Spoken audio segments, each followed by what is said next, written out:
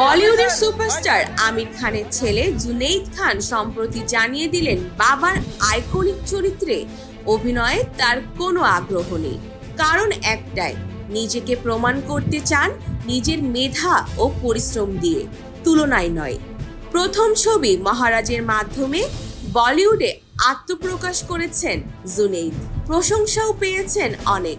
কিন্তু তারকা সন্তান হওয়ার সুবিধা থাকা সত্ত্বেও জুনেইদ জানিয়েছেন তিনি বাবার তৈরি পরিচয় নয়, নিজের পরিচয় তৈরি করতে চান। তাই বাবার মতো জনপ্রিয় চরিত্রগুলোকে এড়িয়ে চলছেন।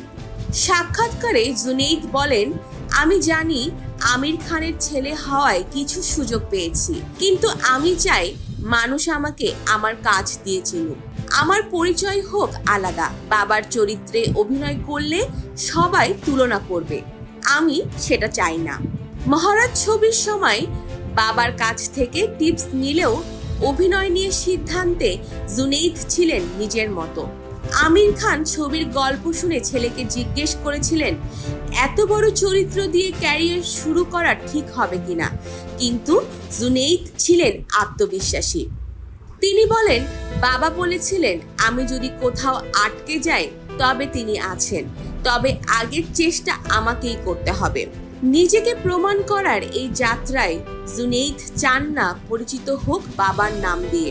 তিনি বলেন, আমার লক্ষ্য মানুষ যেন আমার কাজ দেখে বিচার করে, কার ছেলে সেটা দেখে না।